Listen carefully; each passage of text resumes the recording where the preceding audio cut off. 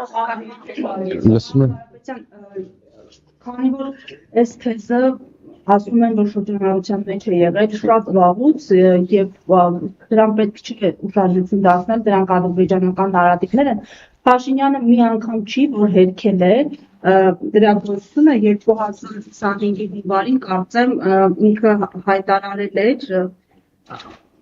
իլուր այսպես Ադրբեջանի, որ այստեղ չկան արևմտյան Ադրբեջանին պատկանող տարածքներ ու հավասարության նշան է դրել արևմտյան Հայաստանի հետ։ Նախ այս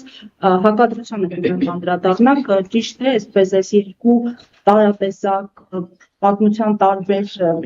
փուլերում ստեղծված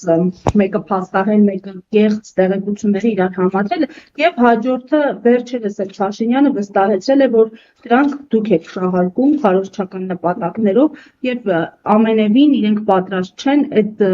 խոսույթը այստեղ Շնորհակալ եմ այդ խոսքի համար, շնորհակալ եմ։ Այո։ Հայտարարում են, որ բանացային process-ում որևէ այսպիսի չի քննարկվում, որ դուք ուղղակի ալելի խոսիքն եք այստեղ։ Շատ լավ։ Եկեք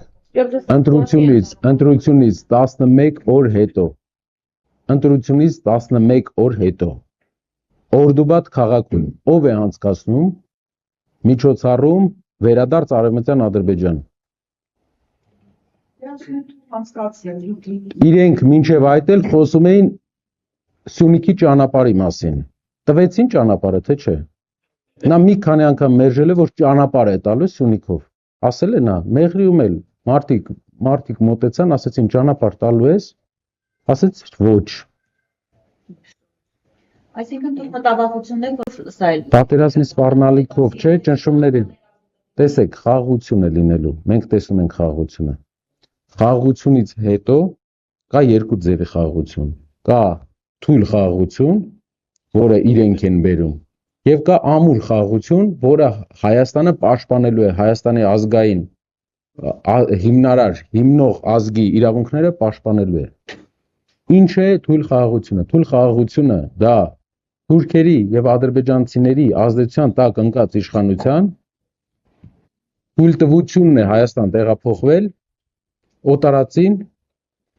տարերի խաղաղությունը լինելու է, ուղղակի ամուր խաղաղությունը, երբ որ Հայաստանում մեր հայրենիքի վերջի հատվածում, որ հայկական է,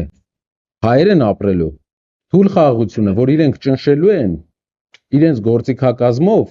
ինչպես ճնշել են սահմանադրություն փոխել։ Պատկերացնում եք, մեր երկրի ներքին հարցն է սահմանադրությունը։ Ինչպես ճնշել են մեր երկրից տարածքով ճանապարհ տալ, ճանապարհ Իհարկե դա մեր երկրի տարածքն է, մեր երկրի սուվերեն տարածքն է, դա ճանապարհ է եւ ոչ այլ ինչ, բայց ճանապարհ ենք տվել մենք այդտեղ, իրավունքներ ենք տվել այդ ճանապարհով անցնելու, նրանից հետո բազմաթիվ անգամներ ասվել է, որ չի լինելու այդպիսի բան։ Ասածս գիտեք ինչն է, ինչ ասել է, տվել է այս մարդը։ Լավ, Օրդուբադում ընտրությունից 11 օր հետո Ինչու են մեծ ֆորում անում, ինչու է նախագահի մասշտաբով ամեն հարմար առիթի հայտարարում, ինչու է նախագահի օգնականը, ով բանակցող կողմ է Հայաստանի հետ, խոսում 300,000 ադրբեջանցիների մասին, եւ ինչու հմեկը դրա մասին չի ասում մարդկանց։ Դուք ինչպես եք կանխելու, պարոն Կարապետյան, 300,000 ադրբեջանցիների բնակեցումը, եթե այդպիսի նպատակ ունի Ադրբեջանը ձեր իշխանությունը։ Օրենքով ընդունվելու է օրենք, որը գործելու է տասնամյակներ։ Հակա-Սաֆարովյան օրենք, որով Հակա-Սաֆարովյան օրենք, այո։ Իրենք թող գտնեն ով է Սաֆարովը եւ հասկանան, թե ինչու է այդ օրենքը հայ հասարակությունը ընդունել։ Հակա-Սաֆարովյան օրենքը նախատեսում է Ադրբեջանի քաղաքացին։ Այսօր կա auctions կայք, որը հիշում եք, մենք ասեցինք, որ Ադրբեջանի քաղաքացիները նշված են որպես երկիր, որի քաղաքացին կարա մասնակցի Հայաստանում աճուրդի։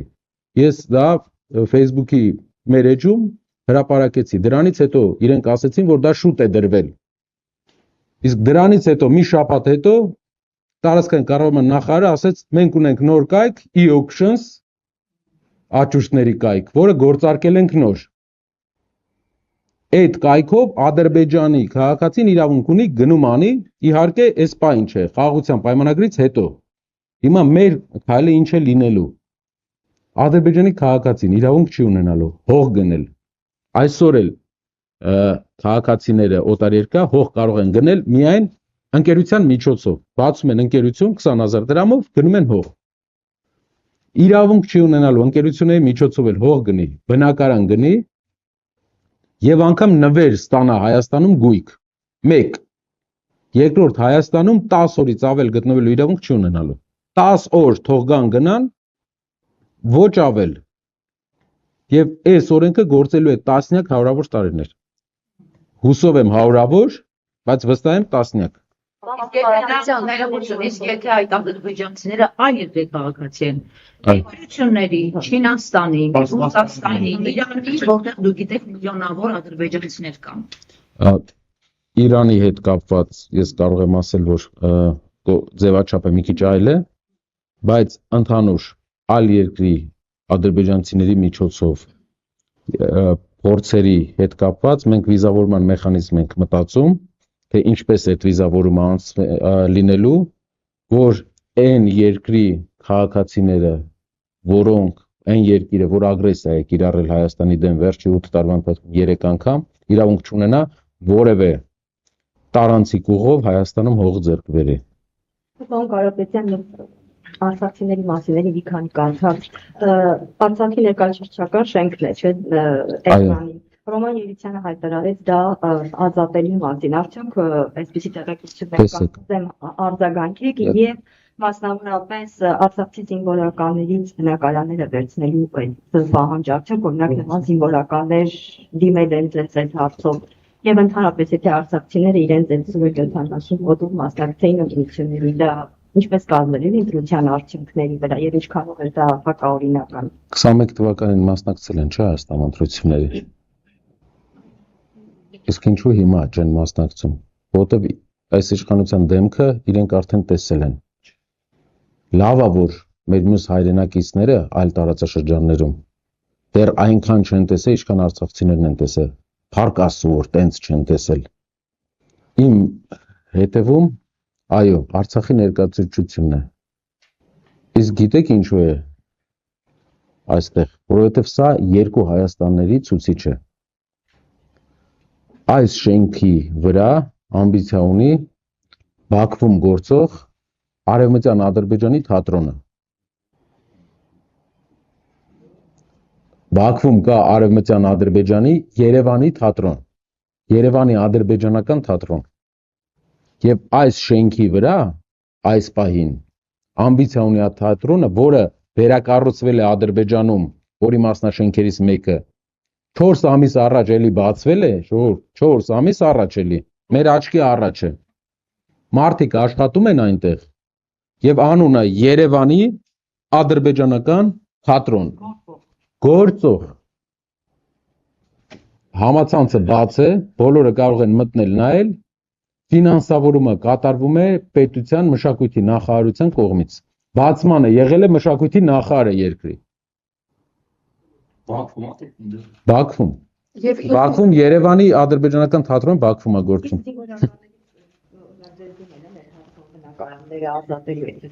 Խորքային տեղեկատվություն դեռ չունենք, մեր թիմը եթե տեղեկատվություն լինի, անպայման կհրապարակենք։ Պարոն Կարապետյան, հիմա ինչ եք կարծում, ինչու դատարանի որոշմամբ Արցախի ներկայացուցչության շենքը անցավ հայկական կողմին, նպատակը որն էր սես։ Արցախի ներկայացուցչության շենքը արդեն հայկական կողմինն է վերջի 100 տարվա ընթացքում կամ երբ որ կառուցել է, բայց ասեմ Ադրբեջանը ցանկություն ունի մշակութային հիմնավորումներ անել Հայաստանում։ Ինչու է Ալիևը այդ հայտարարությունը հայտնի արել գիտնականների մոտ։ Ձեզ մոտ կարծիքը ինչն է, ինչու գիտնականների մոտ։ Ինչու չի արել օրինակ այլ մասնագետ, ինժեներների մոտ ինչու չի արել։ Որովհետև ասել է հիմք ստեղծեք, որ մենք ունենանք հավակնություն։ Դուք պետք է ստեղծեք հիմք, իր խոսքի մեջ կա։ Բառացի կարող է հենց այս ձևաչափով չեք մենք կհրապարակենք, բայց թեզը հենց այդպես է հնչում։ Գիտնականները պետք է առաջամարտիկը լինեն, որպեսզի հիմք ստեղծեն։ Մյուս բանը, լավ, այս շենքը արցախցիների, Հայաստանում ապրող արցախցիների համար հայրենիքի կտոր է։ Այս շենքի վրա ամբիցիա ունի Ադրբեջանը որպես Երևանի ադրբեջանական թատրոն։ Մենք երկու իրականության մեջ ենք ապրում։ Երբ արցախցիներից ում հայրենիքի վերջի կտորն է, փորձում են սա վերցնել եւ նույն ժամանակ բացվում է, ֆինանսավորվում է Երևանի ադրբեջանական թատրոնը։ Լսում եմ։ Մի դիտարկում ձեր ցուցակում եւ ընդդիմության դաշտում ներկայացող ուժերի ցուցակներում չկան Լեռնային Ղարաբաղի եւ Արցախի քաղաքական գործիչներ։ Նախ այս մասով կուզեի ձեր արձագանքը, ներկայի մասին չխոսենք, ես խոսում եմ կոնկրետ քաղաքական գործիչների մասին։ Եվ այսպիսի կարծիք կա, որ վախ է եղել այդ ակտով։ Երկրորդ հարցս տիրապետում եք թվերի մոտավորապես մեր արցախցիներից քանիսին են արհեստականորեն ծրձգել եւ չեն գրանցել, որպեսզի դրանք չվերածեն քվեարկության արդյունքների, որոնք դες են աջակցում կամ ընդդիմադիր մեկ այլ ուժի։ Եվ երրորդը դիտարկում եւ հարց։ Ես ձեզ հիշեցնեմ եւ նոր էին եկել իշխանության 18 թվականից հետո Փաշինյանի թիմով, նրա կինը հենց համակեցության քարոզչության մեջ մտավ եւ հիշում եք Ադրբեջանից իբր մշակութային գործիչներ նաեւ Հայաստանի կողմից, այսպես եւ մայրեր սկսեցին զենքը ծաղիկի վերածելու, չգիտեմ ինչերի վերածելու քարոզչություն եւ այդ ժամանակ էլ որ հանուն ոչինչի արտահայտությունը հնչեց։ Ես ուզում եմ եւ մի հարց, եթե հիշում եք, նաեւ Ռուսաստանում կազմակերպվեց, եթե չեմ սխալվում, հենց Ռուսաստանի միջամտությամբ կազմակերպեց մշակութային եւ հանրային գործիչների հանդիպում Ադրբեջանի եւ հայերի միջեւ։ Ձեզ հայտնի է այս հանդիպման հանձնարարությունները, ձեզ հայտնի է դրանից հետո այդ հանդիպումները այլևս երկկողմ են եղել։ Բայց այդ ժամանակ Արմեն Մուրադյանն էր նաեւ այդ հանդիպմանը մասնակցում, Ռուբեն Բաբայանը, որը ողջ կյանքը եղել է հակառուսական եւ միգուցե նաեւ հակահայկական։ Այս մարդկանց հանդիպումներին ինչ նպատակով են եղել այս հանդիպումները, ինչ պլան է դրվել, ինչու դրանք չեն իրագործվել կամ իրագործվել են մասնակի։ Ուզում եմ մի քիչ մենք անընդհատ ներկայի մասին ենք խոսում, բայց մենք մոռանում ենք 18-ից հետո իրենք շատ հետաքրքիր ռազմավարությամբ այս ամբողջ քաղաքականությունը իրականացրել են։ Եթե մինչև պատերազմը համերաշխության մասին մենք լավ աշխատանք տանեինք այն կողմի հետ, հնարավոր է ընդունելի լիներ։ Այս պայդրությամբ, ասում եմ, խաղաղությունը անխուսափելի է։ Ուղղակի մենք կլինենք հարևաններ, բայց չենք լինի ընկերներ։ Մենք կլինենք նորմալ հարևաններ իրար հետ, բայց չենք լինի ընկերներ։ Եվ չենք ուզում լինել ընկերներ, որովհետև, այո, որովհետև մենք ունենք անցյալ, մենք էլ իրենց լավ գիտենք։ Միակ բանը, որ մեր անցյալից մեզ մնացել է, դա դասերն է։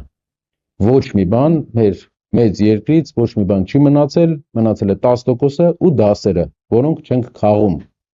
Մի բան են մեծերը մեզ սովորացրել։ Մի բանը մեր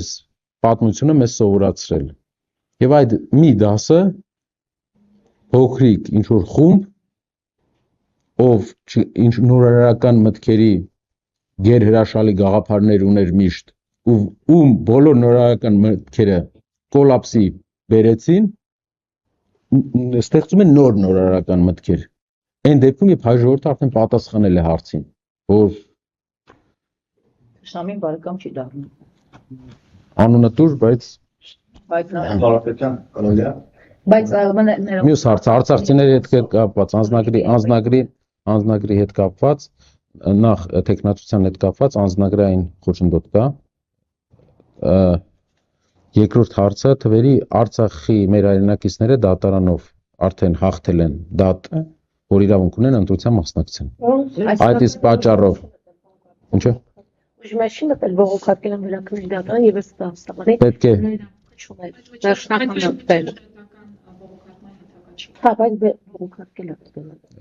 Այսինքն ըստ այդ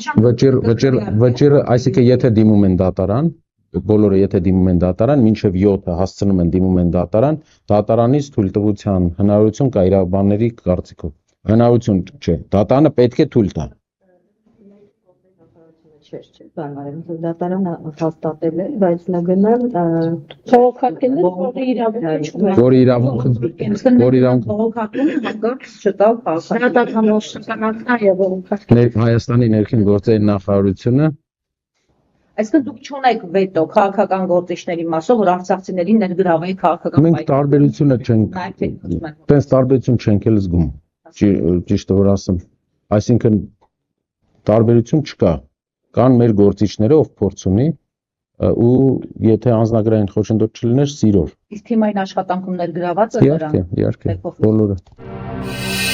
Բաժանորդագրվեք Արմաթ մեդիայի ալիքներին սոցցանցերում, հետևեք մեզ նաև Արմաթ Մեդիա AM կայքում։